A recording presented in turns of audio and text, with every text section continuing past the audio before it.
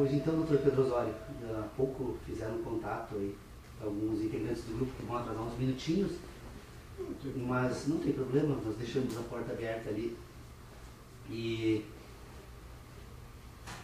o Gerson, né, um amigo lá de Horizontina, diretor da revista Final, lá mandou um e-mail que vai nos acompanhar hoje.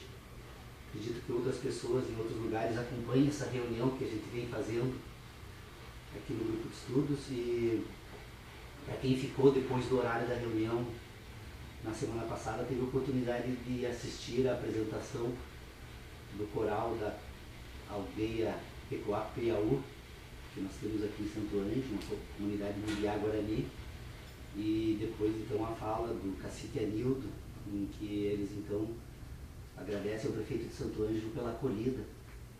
Essa comunidade se encontrava numa situação extremamente sensível. Eles moravam à beira de uma estrada próximo a Porto Alegre, em Nova Santa Rita. Não conseguiram mais local para morar, perderam uma relação que eles tinham numa outra comunidade, e o prefeito Andres, por meio de uma generosidade muito grande, acolheu eles aqui. E eles vieram então para agradecer. Quem assistiu viu como se trata de um povo interessante. Aliás, esse é um povo que é anterior, né, é remanescente da ocupação da América do Sul aqui por espanhóis e portugueses, e que conseguiram de uma forma extraordinária manter durante todo esse período a cultura. E o que me chama a atenção em relação ao Mbiá Guarani, e que talvez a gente possa um dia dar a oportunidade a eles de conhecermos, ou nos darmos a oportunidade de conhecer a eles, porque na verdade tem algumas questões que a própria Igreja Católica nunca admitiu e talvez jamais venha admitir, que foi o seu completo fracasso na tentativa de evangelização do Mbiá Guarani. Durante mais de 400 anos aqui nas missões, a Igreja Católica não conseguiu converter um único Guarani, um único Mbiá Guarani. E obviamente que a pretexto então dessa evangelização que a Igreja Católica veio para cá, ela não conseguiu converter nenhum deles, mas conseguiu ocupar as terras deles, ajudar pelo menos que ocupasse as terras deles, e hoje eles vivem à beira de estradas, e mesmo assim mantém características extraordinárias. Uma delas que me chama muita atenção desde o primeiro contato que eu tive com eles é o fato dessa comunidade não conhecer a violência. Eles são extremamente felizes. Eu nunca vi um Mbiá Guarani, a não ser quando passando por necessidades, aí qualquer ser humano fica triste. Mas fora isso, eles são extremamente felizes, as crianças são extremamente dóceis, e talvez a questão que me chamou assim mais atenção foi o fato de que eles têm uma forma completamente diferente da nossa de educar os filhos, de educar as crianças. A criança Mbiá Guarani, diferentemente da nossa criança, ela não engatinha. Ela fica no colo de uma pessoa adulta até ela adquirir autonomia para sair do mundo pelas próprias pernas. Então nós vamos encontrar na frente da casa, nas aldeias de quem tem crianças, estaquinhas. Quando elas chegam na idade então de firmar as pernas, a criança então se guia por essas estacas e começa a caminhar. E na medida que essa criança aprende a caminhar, ela começa a construir o seu próprio mundo. A autonomia, ela desenha o mundo pela própria autonomia. Ninguém sai atrás para cuidar dela, porque se Deus, segundo eles, está presente em todos os lugares, e Anderu então vai proteger essa criança. E ela desenvolve então, primeiro, ela sai do colo então dos adultos quando ela tem autonomia para andar no mundo pelas próprias pernas. Mas o que me chama a atenção mesmo com relação a essa comunidade, e que talvez esteja aí a questão a mais importante de todas nesse processo então de constituição do indivíduo, e que o fato dessa criança ficar esse primeiro ano completo, permanentemente no colo de um adulto, transforma completamente essa criança. Ela vai produzir um adulto incapaz de gerar violência com relação aos outros indivíduos da aldeia. Porque há uma relação de afeto. Toda a primeira fase de constituição da inteligência humana, então, é desenvolvida tendo sempre o outro como referência. E o outro é uma referência corporal, sensível. E vem cá, e esse processo diferente de desenvolvimento da criança, ele tem algum reflexo no desenvolvimento do corpo, pelo fato de não gatinhar, Não, demora mais para caminhar ou é normal? Não caminha de forma normal. Eu Não é questão de caminhar, mas demora mais para o processo para aprender a caminhar ou não? Eles chegaram aqui todos caminhando, né? Então acho que essa é uma pergunta que não tem relevância, né? Me parece assim que... Porque é bem curioso, né? Bem estranho para nós, assim. Mas não é estranho, é diferente. Por isso que exatamente que eu falo dessa diferença. A diferença é essa. A criança não engatinha porque ela fica no colo de alguém. E ficando no colo de alguém, ela constitui um sistema de inteligência de sentidos orientado por um outro indivíduo. Se ela constitui um sistema de inteligência que parte do outro indivíduo, o mundo dessa criança é relacionado aos demais indivíduos. Então as primeiras relações, que é também com a Terra, porque podem perceber todos os integrantes do coral, no momento, porque o canto faz parte de uma questão muito importante na cultura deles, que é o canto faz parte, eu não sei, porque eles também jamais tentei descobrir, porque eu sei que essas questões são segredos deles, e portanto eu devo respeitar, se eles não me revelam, mas há um ritual de canto antes da atividade religiosa deles, que se dá dentro de um ambiente extremamente pequeno, não se deve ter todo um culto, essa comunhão humana nesse processo de religião deles.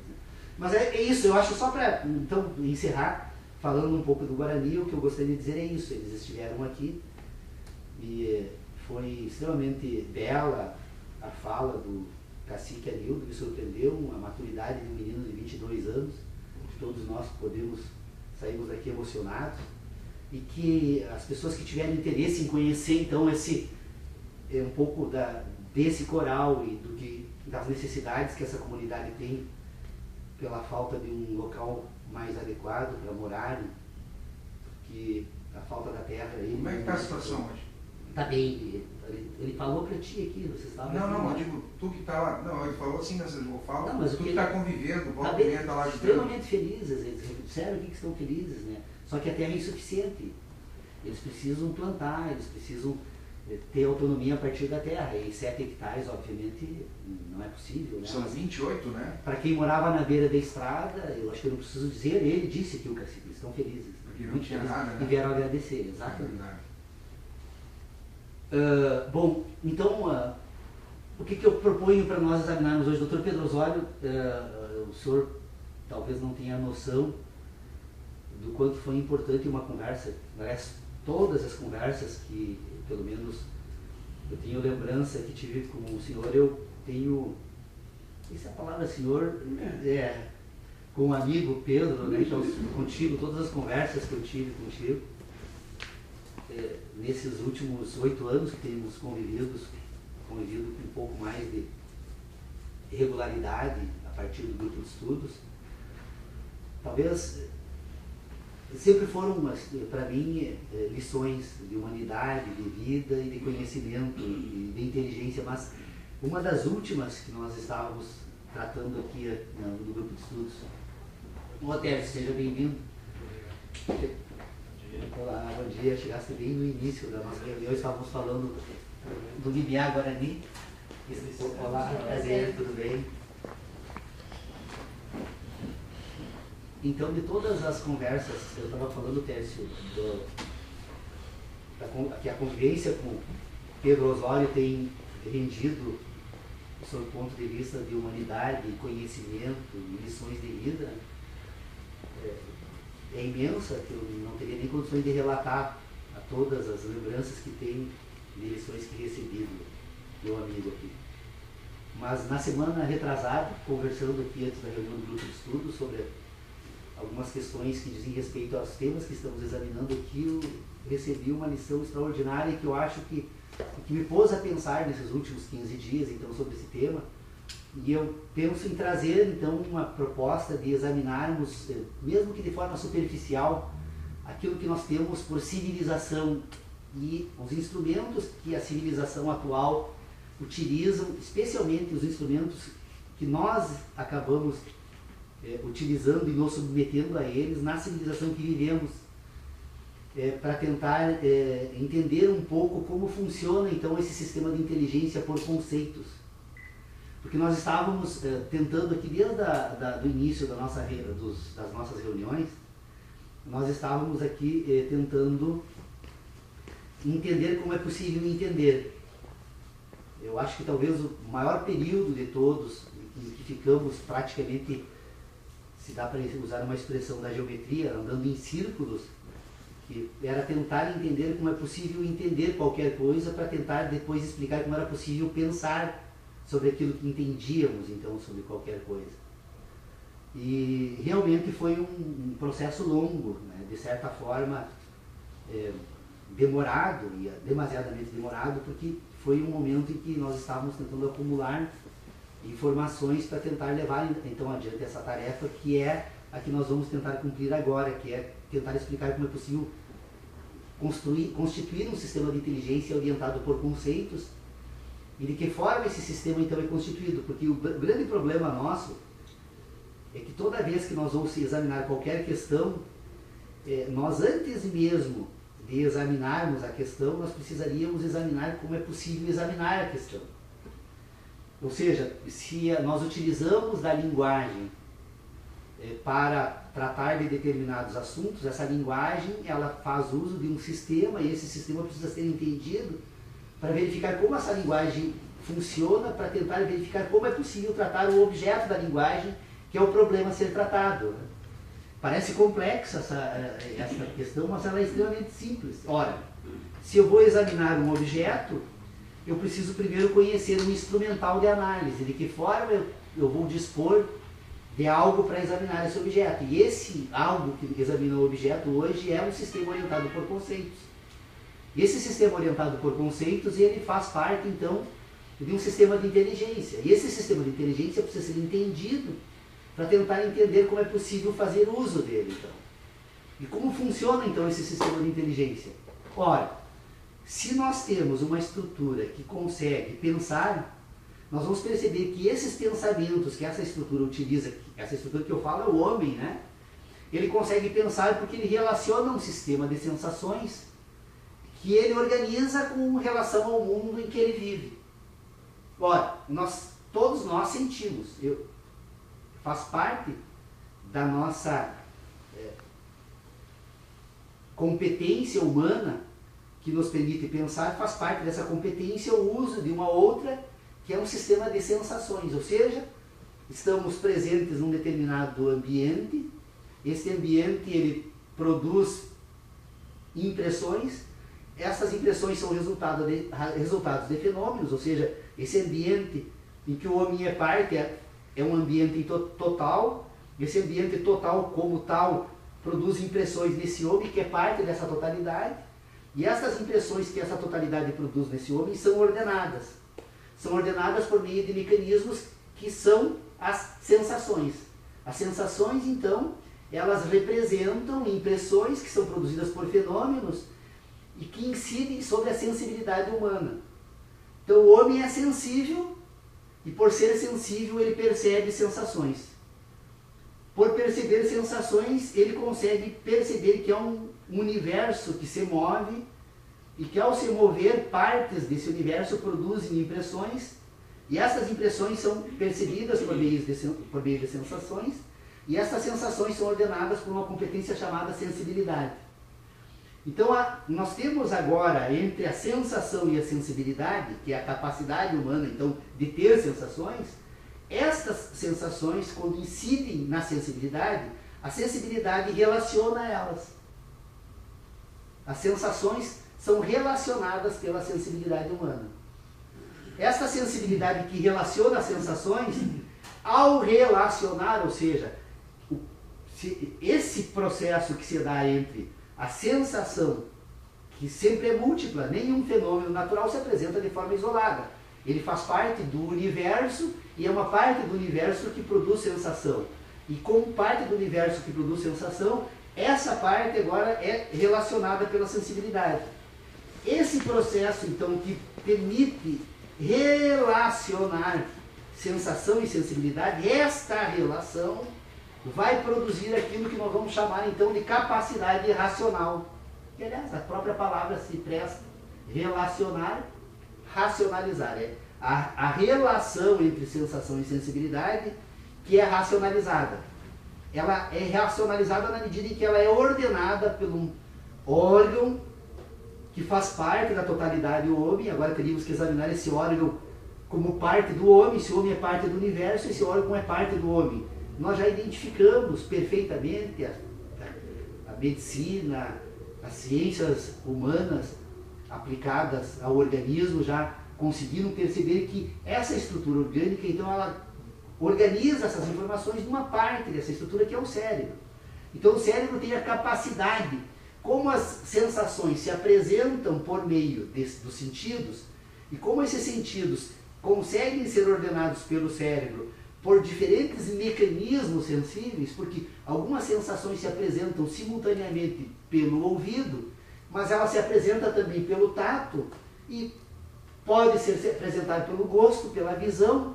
E essas diferentes partes do organismo se comunicam então com esse cérebro, e esse cérebro então agora vai relacionar as diferentes sensações que fazem parte daquela relação então que produz a capacidade de racionalizar o mundo. O que é racionalizar o mundo? Então, é ordenar sensações que são produzidas pela competência humana de receber representações desse mundo natural, que é a sensibilidade, e que é produzida por meio, então, da impressão produzida pelo mundo natural, e que, portanto, é relacionada agora pela capacidade, então, de organizar um sistema de inteligência, não mais ordenado agora por sentidos, mas ordenado por uma outra capacidade, que é a capacidade racional. Então nós vamos perceber que é possível falar, quando falamos do homem racional, nós precisamos, embora seja uma totalidade chamada homem, mas para poder entender como esses processos funcionam, é preciso separar então dois âmbitos dessa totalidade, que é o âmbito dos sentidos e é o âmbito racional. Se apresentam como totalidade, como homem, mas eles podem ser compreendidos perfeitamente como se apresentando por diferentes fontes. Uma fonte, então, são as sensações, e outra fonte, então, são as relações que essas sensações produzem. Estas relações agora que produzem a capacidade racional vai permitir que se desenvolva, então, uma racionalidade, a razão humana. A razão humana, então, ela passa agora a ordenar esse sistema para permitir, então, que esse sistema possa ser utilizado por essa estrutura orgânica, porque ela tem outras competências, além das competências de receber representações e produzir relações, mas é também promover ações no mundo natural. O homem, na totalidade, que é um universo que está permanentemente em movimento, por meio de processos que fazem parte desse sistema natural, as partículas estão permanentemente em movimento, o planeta está em movimento, o sistema solar, que podemos pôr em ordem por meio dos nossos sentidos, está em movimento, o universo se move. E o homem também se move na parte desse universo onde ele vive, que é o mundo do homem. Então, se nós formos examinar, nós vamos perceber então que essa racionalidade, ela faz uso de diferentes categorias de inteligência para ordenar este mundo que é constituído nesse âmbito da racionalidade. Essa racionalidade, então, ela pode e produz um sistema de orientação que constitui, então, um sistema de relacionamentos com o mundo natural. Ou seja, a racionalidade que vai agora tratar desse sistema racional de inteligência que vai orientar o homem nas suas ações e nas suas próprias reflexões a respeito da sua ação, das suas ações, da existência, da própria existência do homem, da existência do mundo que o homem descobre ou que constrói, e da existência do universo que o homem percebe com essas competências, ele vai produzir então um sistema de ideias que nós poderíamos dividir em duas grandes espécies.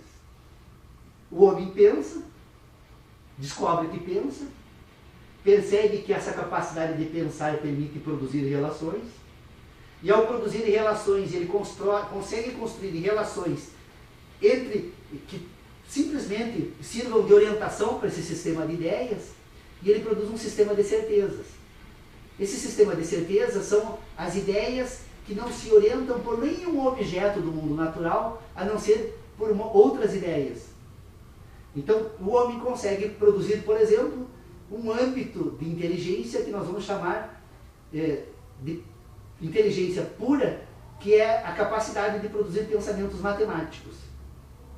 Então, o homem consegue produzir um sistema de ideias orientadas por outras ideias, e ao relacionar ideias com ideias, ele produz um sistema de conhecimentos que produz um âmbito de certezas. São referências que vão orientar o sistema de ideias toda vez que ele for utilizar de outras questões que não tenham a ver exclusivamente com as próprias ideias. Então, quando o homem percebe que o sistema racional que ele desenvolve no curso da sua existência permite produzir relações entre diferentes sensações, ao produzir relações entre diferentes sensações, o homem associa essas relações sobre diferentes sensações com as impressões que ele recebe do mundo natural. O mundo natural produz impressões, e estas impressões agora são relacionadas com as sensações. E ao relacionar impressões com sensações e produzir ideias, é possível agora, a partir das próprias ideias, não mais apenas fazer uso das sensações, mas das memórias das impressões e ter memória do mundo natural. Então, quando o homem diz que conhece uma casa, quando alguém diz que conhece um animal qualquer, ou quando diz que conhece um objeto qualquer, é um sistema de ideias que está sendo orientados pelas impressões produzidas por fenômenos do mundo da natureza. Então, o homem diz que conhece objetos. O homem diz: eu conheço uma cadeira, eu conheço uma casa. O problema todo é que o homem, quando ele produz esse sistema de inteligência, e quando ele percebe a regularidade desses fenômenos no mundo natural, ele acaba então constituindo aquilo que nós vamos denominar de mundo da sua existência. O homem, ao relacionar impressões, na medida em que ele acumula informações e memórias a respeito dessas impressões, ele constitui o seu mundo. Então, por isso que cada indivíduo tem um mundo diferente dos demais indivíduos. Porque cada indivíduo produz um mundo a partir das impressões que ele recebeu do mundo natural. E como os homens ocupam lugares diferentes no mundo natural, as impressões serão sempre diferentes e, portanto, os mundos serão também diferentes. Só que esses mundos que são diferentes, que são constituídos pelas memórias das impressões do mundo natural, eles se apresentam de forma semelhante em diferentes indivíduos que vivem numa mesma comunidade. Então, quando eu falo de cavalo e um outro que também vive nesse mundo natural já recebeu impressões de um cavalo do mundo natural, esses indivíduos vão começar agora a desenvolver pontos de identidade entre os diferentes mundos individuais desses indivíduos que vivem em coletividade. Como nós colocamos já nas últimas reuniões, há uma intersecção de mundos. Os indivíduos desenvolvem os seus mundos, esses mundos são diferentes, mas parte desses mundos são semelhantes, e essas semelhanças entre esses diferentes mundos dos diferentes indivíduos constituem pontos de interseção, e esses pontos de interseção vão constituir agora então um ambiente que nós vamos denominar de ambiente cultural. Por que o ambiente é cultural? Porque ele se apresenta de forma semelhante a diferentes indivíduos. E, portanto, ele permite agora que os indivíduos estabeleçam pontos de contatos entre esses diferentes mundos.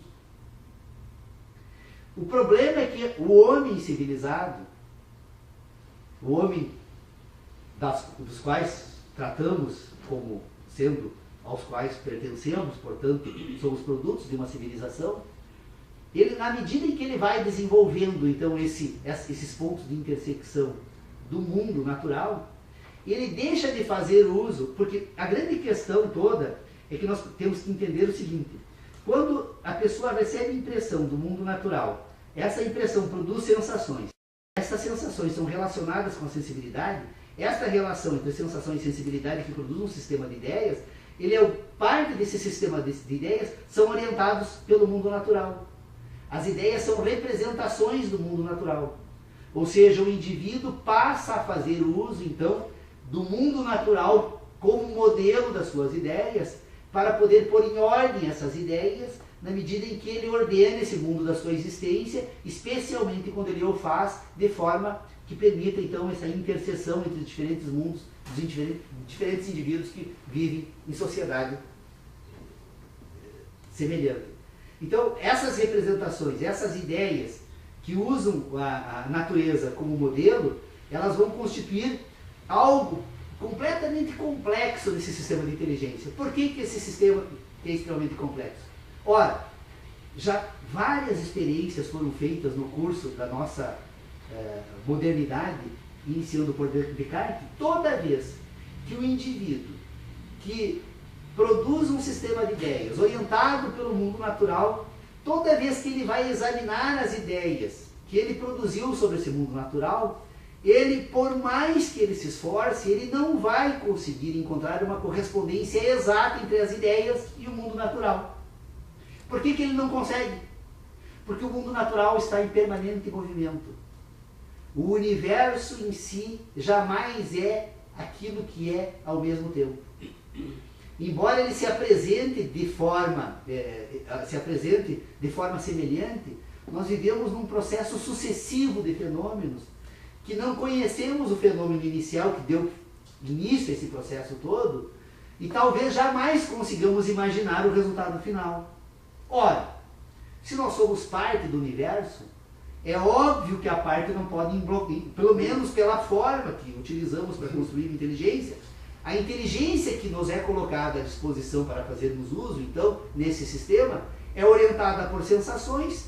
Essas sensações estão sempre dependendo de fenômenos naturais e de impressões, e ao depender de impressões e fenômenos naturais, é óbvio que essa parte, então, que apenas recebe impressões, jamais vai conseguir englobar o todo. A parte não tem como englobar o todo. E como parte, então, aquilo que nos resta é apenas tentar entender como os processos ocorrem. Mas não como eles foram produzidos e muito menos o resultado final desses processos. Então, toda vez que vamos pensar sobre qualquer ideia que diga respeito ao mundo natural, vamos perceber que a única questão que podemos ter certeza é que não podemos ter certeza. E que a dúvida predomina. Ou seja, a certeza que temos é que temos que duvidar sempre. Porque jamais vamos ter certeza sobre nada que diga respeito ao mundo natural. Nós vamos trabalhar, e aí entra então, espero que não tenha me estendido demais para explicar o que eu estava tentando dizer no início da reunião, entra a lição do nosso mestre aqui. A única questão que nos resta então, é que nós vamos ter evidências do mundo natural. Nós não temos certeza sobre o mundo natural, mas é evidente que o mundo natural produz impressões. É evidente. Somente uma pessoa destituída da capacidade racional duvidaria dessa evidência. Então nós não temos certeza do mundo natural, mas temos uma evidência do mundo natural. Essas evidências do mundo natural que são ordenadas. E como tal, o mundo natural se apresentará sempre nesse sistema como evidências. Problema que o homem que percebe o mundo natural por meio de um sistema de evidências, e essa capacidade racional, ela acaba ganhando uma autonomia tal, e que o homem pode, embora tendo que ordenar as evidências do mundo natural, ele não vai ficar permanentemente duvidando do mundo natural.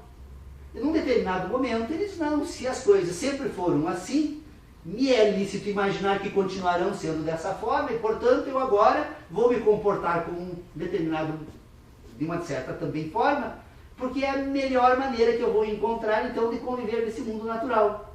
Então o homem escolhe uma determinada forma de se conduzir nesse ambiente a partir destas relações que são a sua capacidade, que constitui a sua capacidade racional, e o homem então passa a deixar essa questão de lado. Mas o homem tem uma capacidade extraordinária, que é também a capacidade de imaginar. Além da capacidade, então, de ordenar evidências, o homem tem capacidade de imaginar a partir dessas evidências. E a capacidade de imaginar a partir dessas evidências é que permite ao homem, então, se comportar como um ser racional nesse ambiente natural em que ele vive.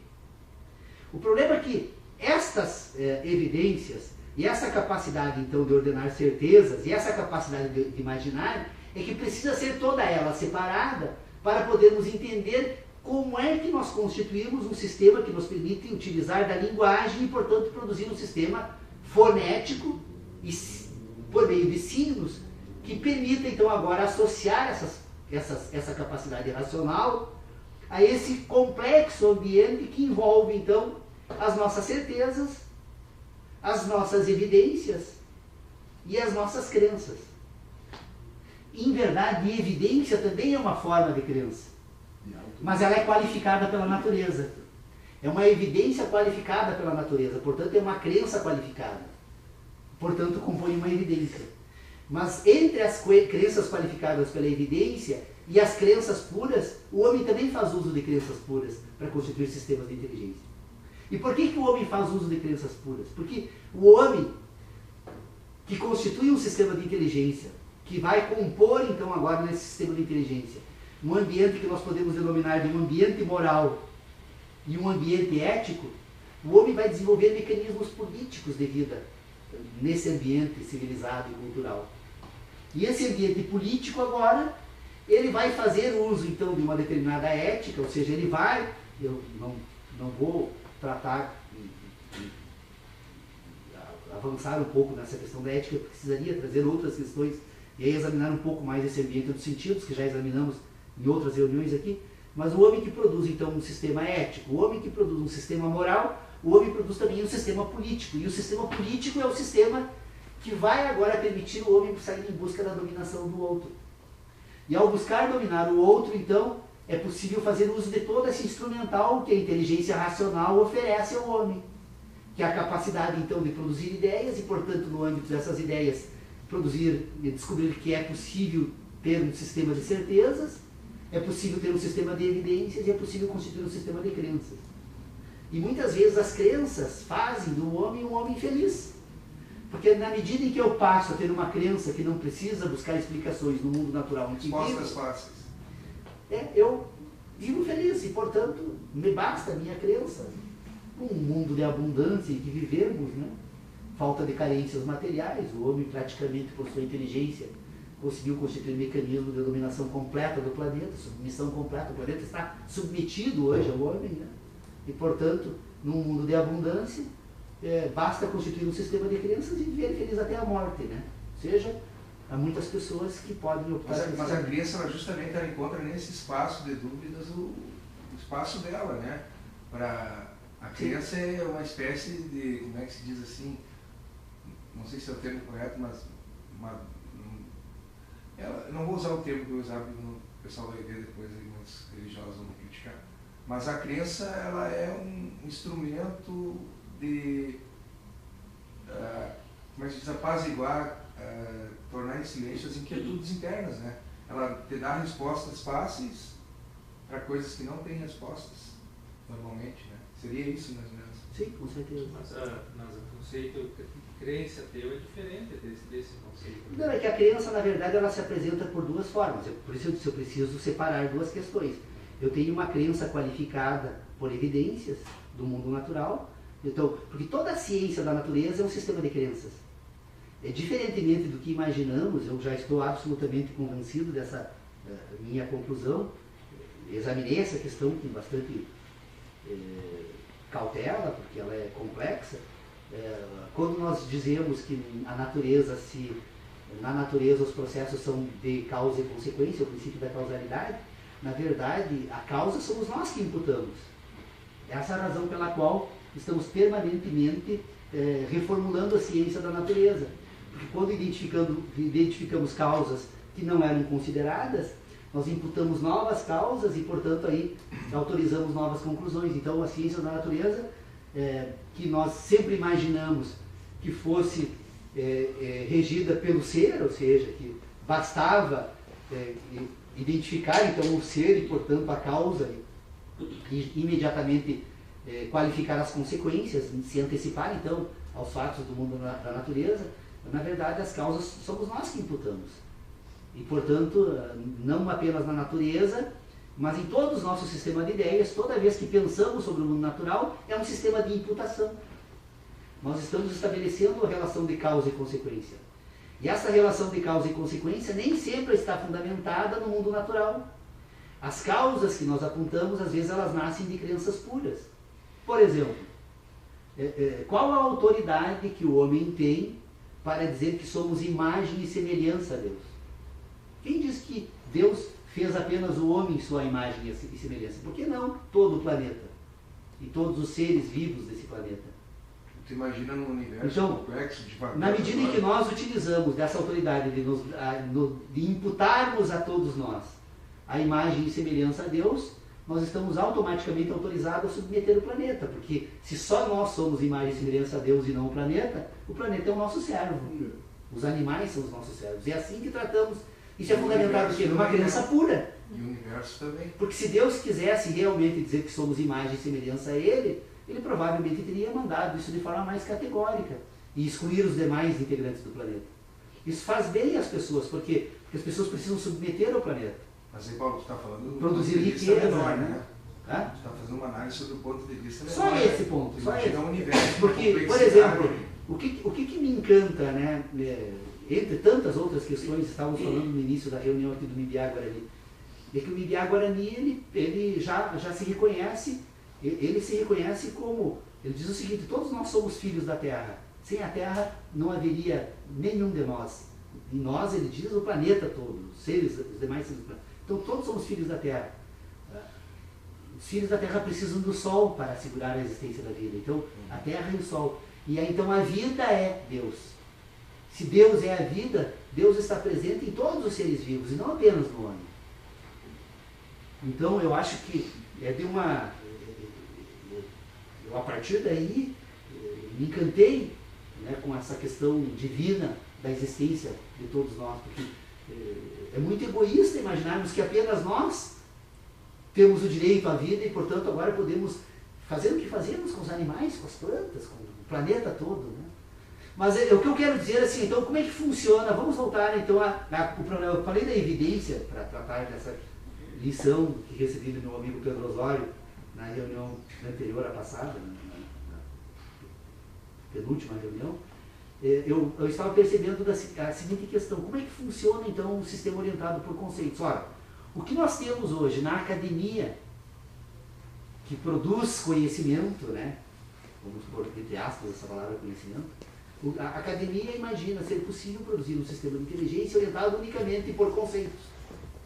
Ou seja, que seria possível o homem racional, que desenvolve uma capacidade, essa capacidade racional que se ordena por evidências, que essas evidências do mundo natural se apresentam como uma regularidade tal que é possível agora retirar o homem fora desse ambiente e trabalhar unicamente com essas evidências do mundo natural, orientadas então para um sistema de conceitos, e esse sistema de conceitos pode ser cadeias fonéticas ou então cadeias de signos.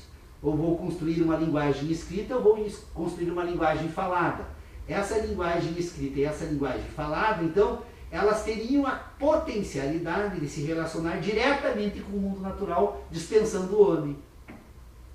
E se eu doto, então, essa linguagem de uma racionalidade tal e de uma objetividade tal que possa retirar o homem desse mundo natural, eu agora fico autorizado a imaginar ser possível constituir um sistema de inteligência em que todo o sistema de inteligência esteja relacionado unicamente a conceitos. E, portanto, ao relacionar diferentes conceitos, eu produzo, então, agora aquilo que nós denominamos de conhecimento racional, e esse conhecimento racional agora pode ser ordenado, e ele pode, agora, ao ser ordenado, voltar e submeter o homem. Ou seja, o homem deixa de se orientar por sentidos e passa a se orientar unicamente por ideias, que são produzidas por meio de conceitos dotados de objetividade. Ou seja, é possível, então, construir um mundo objetivo num sistema de ideias. É impossível de explicar, porque, ora, como é que é? Não é. Vamos botar todo mundo agora para as ideias e vamos deixar esse mundo fora. Afinal de contas, está se movendo. E esse movimento me incomoda, porque não me permite ter certeza a respeito dele. Um vira-ser, o mundo é um vira-ser. Um senhor chamado Gödel, um alemão, matemático, tentou provar isso e provou que não é possível fazer. Sim, é impossível. Se matematicamente já foi demonstrado, então não. Ele demonstrou que não é possível. Porque como é que você vai... Como é que você vai transformar um mundo natural num mundo de ideias? Se o próprio mundo natural ainda não tem... Se todas as questões do mundo natural se apresentam só como dúvidas ou como evidentes. Mas a filosofia analítica pretende fazer isso. E tenta fazer isso. Um sistema de racionalidade objetiva. Que agora você... Seria como um software, se nós fôssemos falar da linguagem informática, que você vai agora introduzir no indivíduo por meio das suas ideias e você passa a guiar o homem. E faz isso. E consegue, realmente, de certa forma consegue. Mas consegue constituir um sistema de inteligência completamente maluco, né? Porque um sistema de inteligência que jamais consegue saber quando aquilo que ele trata é produto da imaginação de alguém, ou aquilo que ele trata tem fundamento no mundo natural. Isso. Mas isso é necessário porque é preciso submeter o homem, né? Para civilizar o homem por meio de um sistema de ideias, então eu preciso substituir o mundo natural agora por um sistema de ideias. E esse sistema de ideias passa então pela educação a submeter o homem e a fazer com que ele passe então a se comportar unicamente a partir da sensação. Teria que colocar em discussão, obviamente que eu não vou fazer isso jamais, pelo menos por enquanto, porque eu preciso ainda ordenar algumas ideias de forma mais que não atrapalhe muito o debate que nós estamos fazendo, mas o mecanismo, o principal mecanismo que o mundo civilizado atual utiliza para fazer isso é a repressão ao prazer. Ele produz um indivíduo, então, que ele, a partir da necessidade de algo, né, ele sai em busca de outro algo. E ele é enganado, porque você diz, não, esse descontentamento, né, que permite, então, agora sair em busca de algo, é o que passa a ser ordenado por crenças puras e, portanto, é utilizado para submeter o homem a um sistema de racionalidade. Mas o que eu quero dizer para vocês é o seguinte, então é impossível produzir um sistema objetivo. Por que é impossível produzir um sistema objetivo? Porque o sistema de conceitos somente ganha sentido com o homem. Ora, como é que funciona então? Quando nós utilizarmos de um conceito qualquer, qual é o propósito do conceito? O conceito é orientado por uma ideia. É necessário relacionar o conceito a uma ideia. Ora, na matemática isso é absolutamente tranquilo. Por quê? Porque se o conceito é relacionado a uma ideia, e se essa ideia dispensa completamente o mundo natural, é possível construir um sistema de conceitos que, relacionados a outros conceitos, produzam conhecimento, ideias, não conhecimentos, novas. Então, do conceito 1 ao conceito 2, eu reunindo esses dois conceitos, eu produzo agora o conceito 3, que é um conceito completamente novo. Ele não é mais a soma do 1 e o 2, mas é o 3, que pode ser a soma de 1 e 2, ou de uma infinidade de outras possibilidades numéricas, né? Mas é um sistema que se orienta unicamente por ideias e, portanto, é possível, então, constituir um sistema de ideias orientado por ideias. Ideias puras, que o Kant chamava lá na Crítica da Razão Pura de juízos sintéticos a priori. Não, são ideias, são juízos puros. É possível um sistema de juízos puros. Depois, esse sistema de ideias, se ele não é puro, ele precisa agora buscar no mundo, nas sensações humanas, uma representação do mundo natural. Então, vocês percebam, ou uma ideia se relaciona com outra ideia, ou a ideia se relaciona com uma sensação. Porque ela é uma relação entre uma sensação e a sensibilidade. Então, se ela se relaciona com uma sensação, essa sensação é resultado de uma impressão. E essa impressão foi produzida por um fenômeno. Então, uma ideia precisa da sensação para encontrar a relação com o fenômeno. Jamais há uma relação entre uma ideia e um fenômeno de forma direta. É sempre necessário o homem que sente.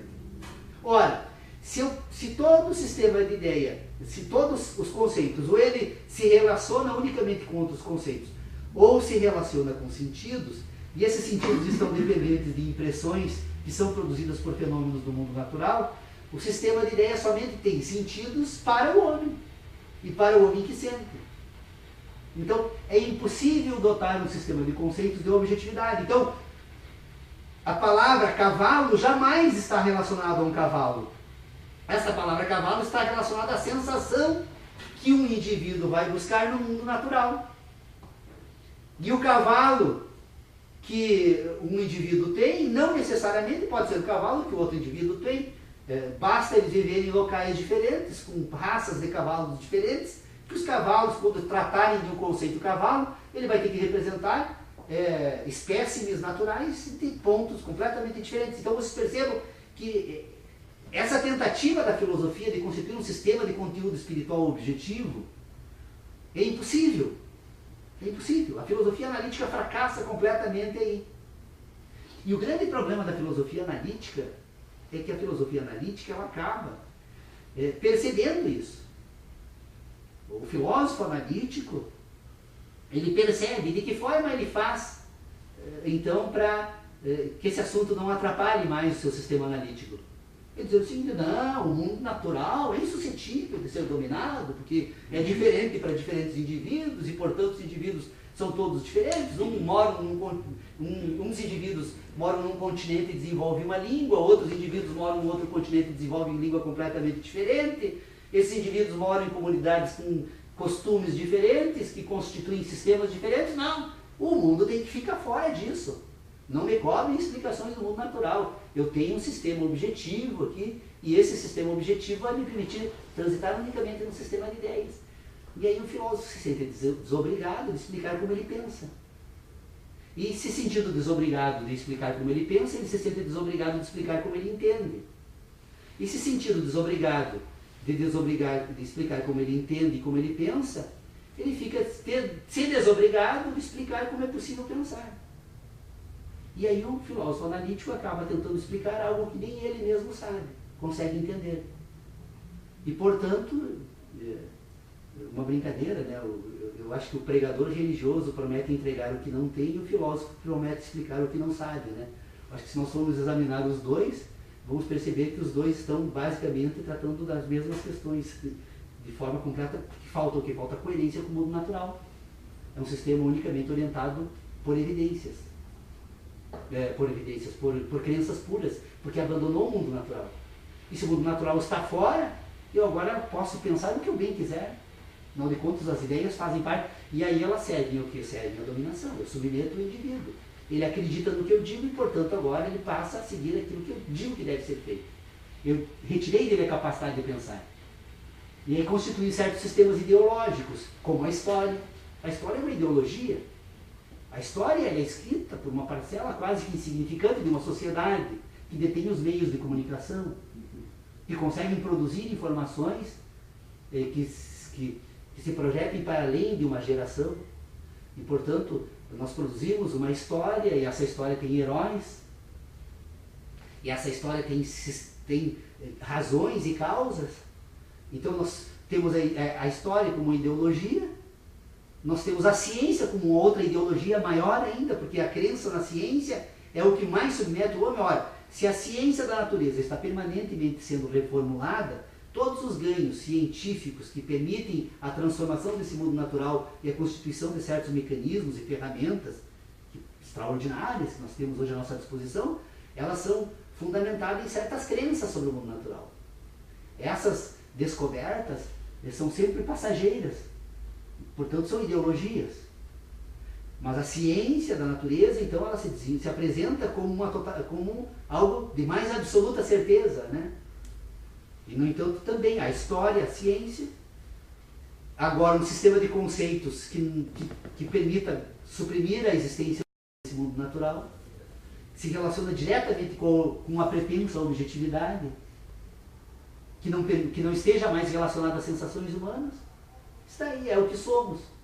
A civilização contemporânea, então, ela é o resultado final de um processo que tem, então, como ideologia um fundamento que permite então submeter o homem, por quê? Porque faz com que o homem passe a orientar-se a partir de certas crenças. A primeira dela é que o mundo todo foi posto aí para servi-lo, né? Para ser dominado. Tanto que se ouve cientistas aí falando do nosso patrimônio genético, né? Como se a genética da natureza fosse patrimônio do homem, né? Pelo conhecimento. Então, eu penso, eu sou da seguinte, bom, para concluir essa questão dos conceitos, então, eu acho que parece evidente, né? Que o papel da educação não é repassar informação. Aliás, o conhecimento, ele sempre foi fonte de poder. E como o conhecimento era fonte de poder, até bem pouco tempo, né, nós costumávamos verificar, é só pegar desses livros, estão cheios dessas demonstrações aqui, eu já verifiquei em quase todos que eu examino, sempre encontro isso. Quando você vai exercer o poder por meio de um sistema que você denomina de conhecimento, o que você fala? Quanto menos o outro entender, mais você domina ele, né? Então eu uso de eu sou fundamentado em uma escritura grega de 2000 anos, lá que só eu consegui entender, porque só eu consegui estudar o grego antigo. Então o que eu digo agora, vocês sigam, porque eu fiz a descoberta, né? E todo homem, em todas as épocas da história, sempre se enfrentou os mesmos problemas. Os problemas que nós examinamos aqui são os mesmos que os gregos examinaram, e serão os mesmos que os nossos tataranetos vão examinar. Então a função da filosofia é emancipar o homem. A educação precisa emancipar o homem. Precisa fazer com que o homem aprenda a dominar a própria inteligência. Não é à toa, Dr. Pedro Osório, que ainda hoje nós não apresentamos para as crianças nas nossas escolas 12 elementos de Euclides.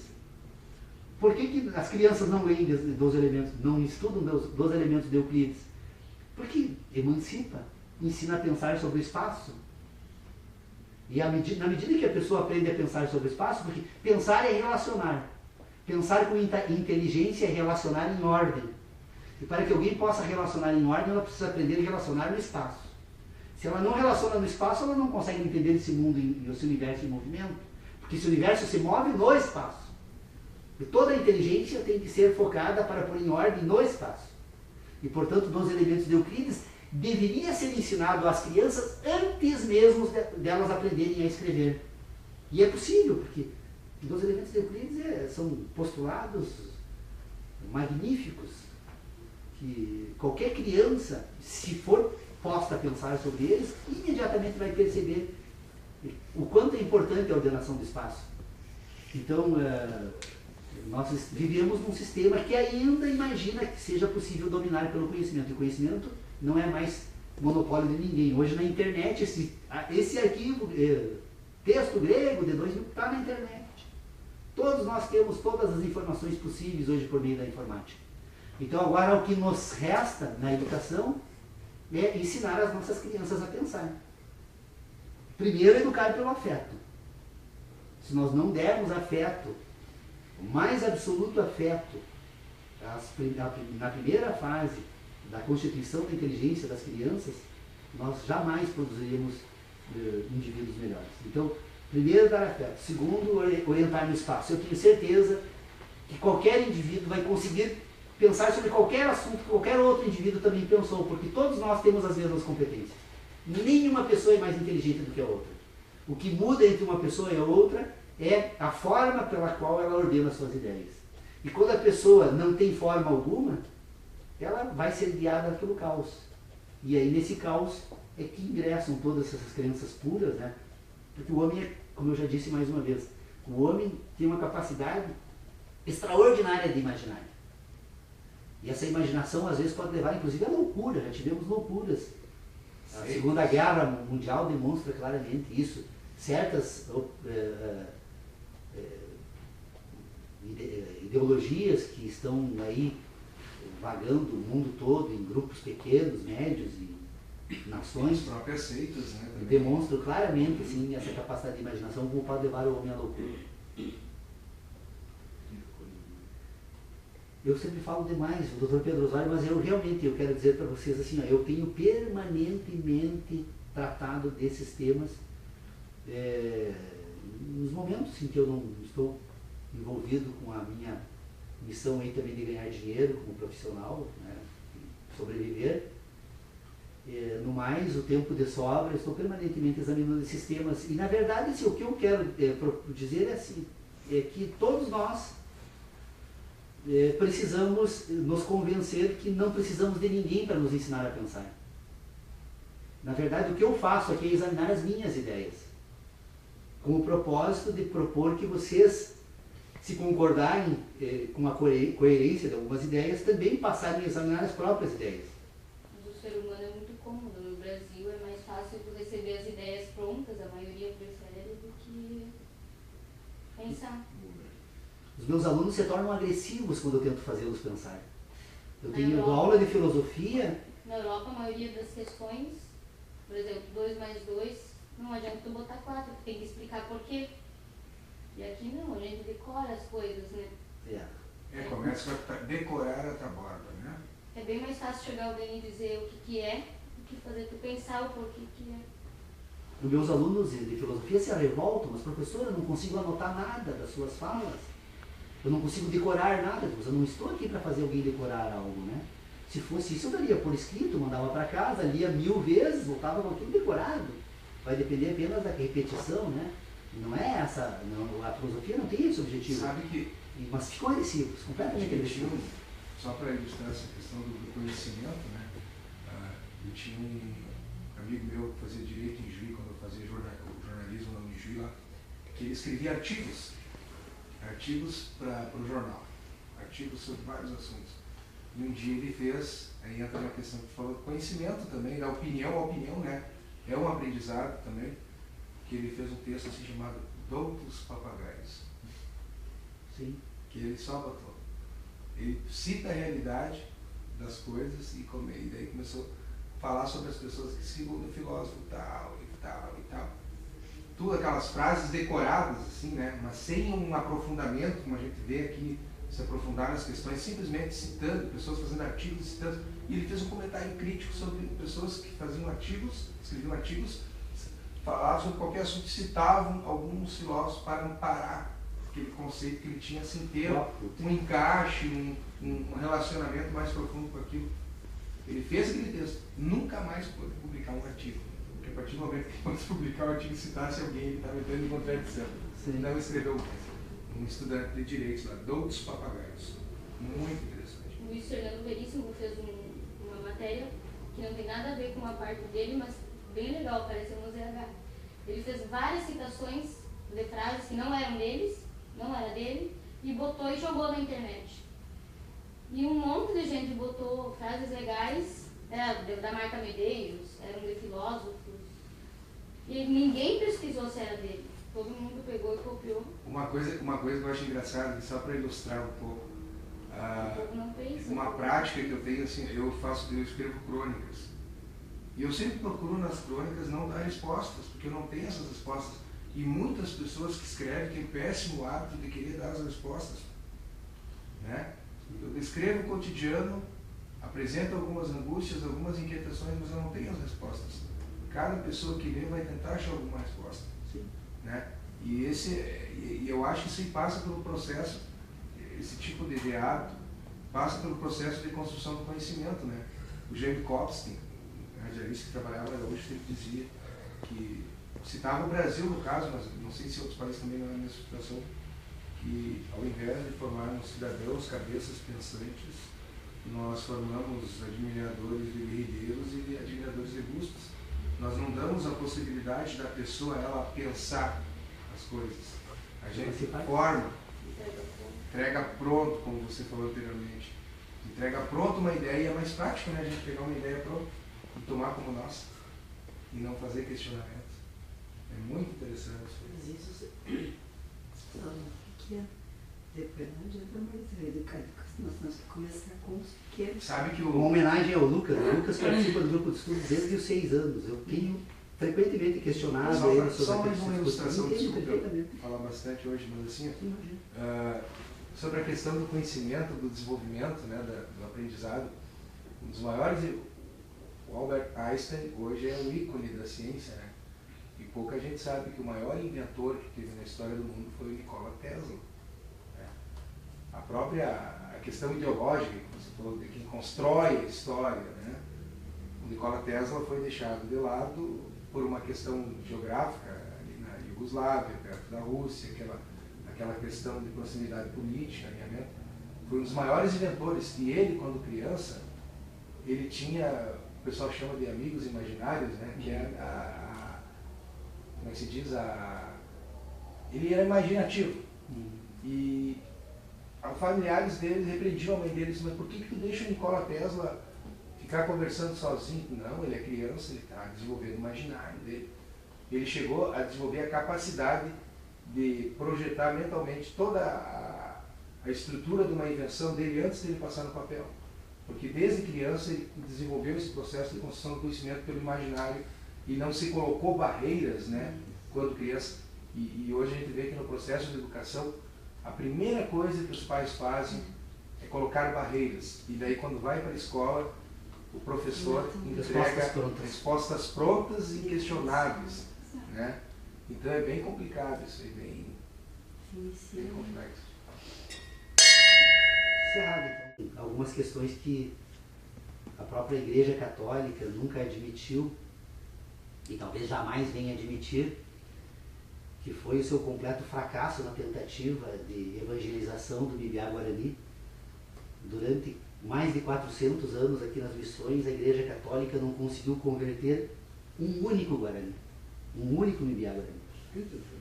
E obviamente que a pretexto então dessa evangelização que a Igreja Católica veio para cá, ela não conseguiu converter nenhum deles, mas conseguiu ocupar as terras deles, ajudar pelo menos que ocupasse as terras deles, e hoje eles vivem à beira de estradas, e mesmo assim mantém características extraordinárias. Uma delas que me chama muita atenção desde o primeiro contato que eu tive com eles é o fato dessa comunidade não conhecer a violência. Eles são extremamente felizes. Eu nunca vi um Mibiá-Guarani, a não ser quando passando por necessidades, aí qualquer ser humano fica triste.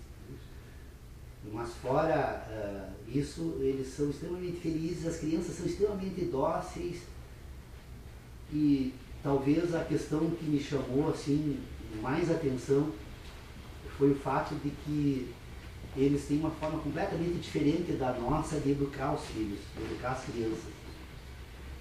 A criança Mibiá-Guarani, diferentemente da nossa criança, ela não engatinha.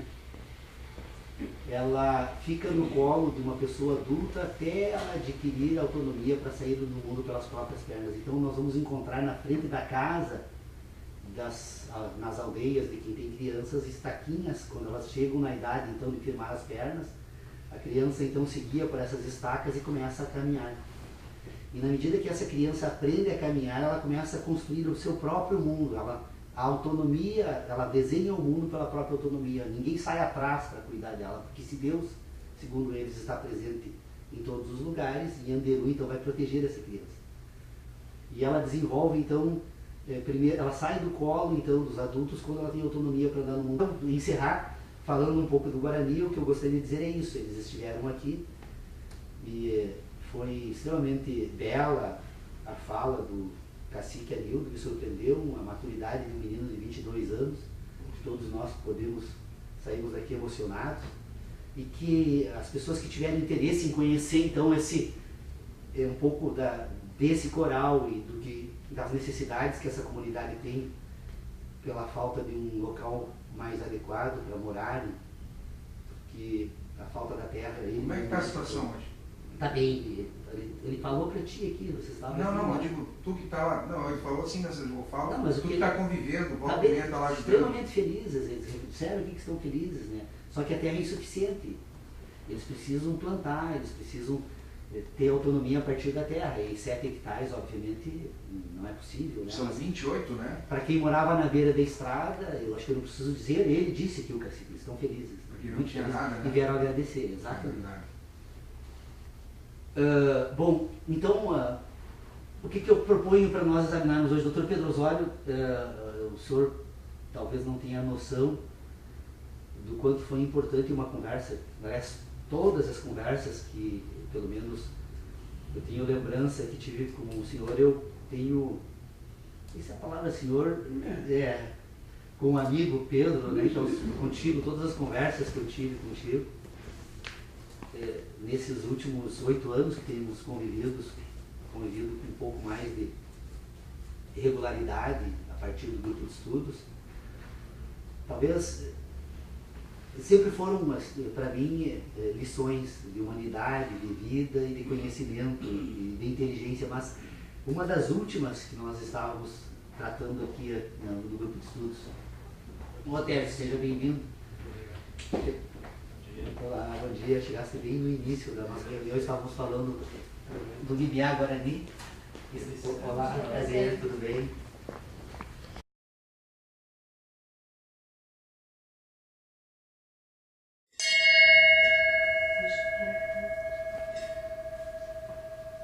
Pois então, doutor Pedro Osório, há pouco fizeram contato aí alguns integrantes do grupo que vão atrasar uns minutinhos, mas não tem problema, nós deixamos a porta aberta ali. E o Gerson, né, um amigo lá de Horizontina, o diretor da revista Final, lá mandou um e-mail que disse que vai nos acompanhar hoje. Acredito que outras pessoas em outros lugares acompanhem essa reunião que a gente vem fazendo aqui no grupo de estudos, e para quem ficou depois do horário da reunião na semana passada, teve a oportunidade de assistir a apresentação do coral da aldeia Pecoá-Piaú, que nós temos aqui em Santo Ângelo, uma comunidade de Limiar Guarani, e depois então a fala do cacique Anildo, em que eles então agradecem ao prefeito de Santo Ângelo pela acolhida. Essa comunidade se encontrava numa situação extremamente sensível. Eles moravam à beira de uma estrada próximo a Porto Alegre, em Nova Santa Rita. Não conseguiram mais local para morar, perderam uma relação que eles tinham em uma outra comunidade, e o prefeito Andres, por meio de uma generosidade muito grande, acolheu eles aqui. E eles vieram então para agradecer. Quem assistiu viu como se trata de um povo interessante. Aliás, esse é um povo que é anterior, né, é remanescente da ocupação da América do Sul aqui por espanhóis e portugueses, e que conseguiram de uma forma extraordinária manter durante todo esse período a cultura. E o que me chama a atenção em relação ao Limiar Guarani, e que talvez a gente possa um dia dar oportunidade a eles de conhecermos, ou nos darmos a oportunidade de conhecer a eles, porque na verdade tem indo pelas próprias pernas. Mas o que me chama a atenção mesmo com relação a essa comunidade, e que talvez esteja aí a questão a mais importante de todas nesse processo então de constituição do indivíduo, é que o fato dessa criança ficar esse primeiro ano completo, permanentemente no colo de um adulto, transforma completamente essa criança. Ela vai produzir um adulto incapaz de gerar violência com relação aos outros indivíduos da aldeia.